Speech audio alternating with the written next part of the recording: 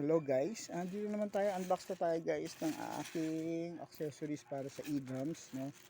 Bumili na po ako ng pang-connect dun sa aking e-drums kasi nasira yun eh. Binigay lang naman sa akin yung donate, no? Kaya kung sino man gusto mag-donate, donate nyo lang. Ito guys, eh. Ang binili ko, bali piyeso to. O guys, total dun sa e-drums guys. Ayan. Ayan, pakita ko lang siya. Mura lang po ang bili ko dito. Sa halagang mura. Basta mura. Para magamit na yung e-drums. Ito siya guys. Ito bali yung siya. So binili ko kasi medyo marami.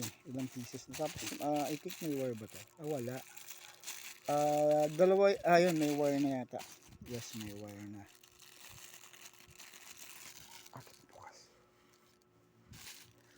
Kasama ko ang aking ate, kaya hindi ko pwedeng pakita kasi ayan siya guys. So ito yung ikakabit natin doon. Ito yung magiging trigger ng ating e-drums. First time ko magkakabit nito, hopefully mapatunog ko mapatunog ko siya.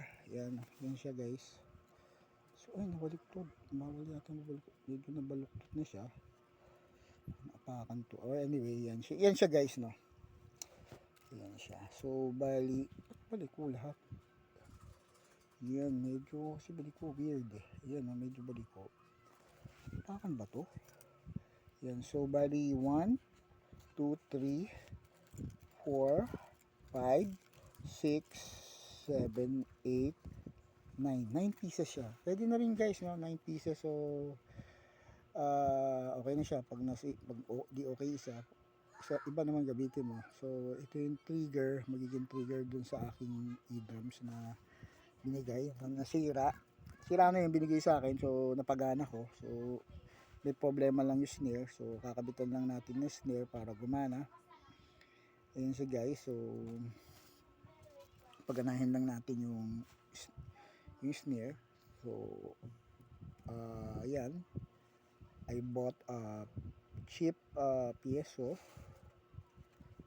Yan, first time. So first time ko rin gagawa nito guys. Update ko na lang kayo pag kung maging successful yung ating pagkabit ng PSO. So mura lang siya guys. So, mahilig naman ako mag DIY kasi mahal nga magpagawa. So may nakaabang na rin doon. Bali yung kagapitin nito ay Medeli na e-drums, no?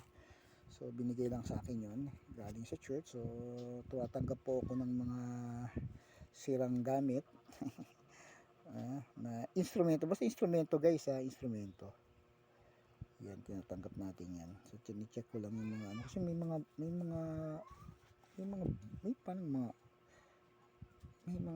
tao dito, may mga defect eh. Balik ko. Diba parang ayun, no? I don't know kung naapakan ba to. Yeah.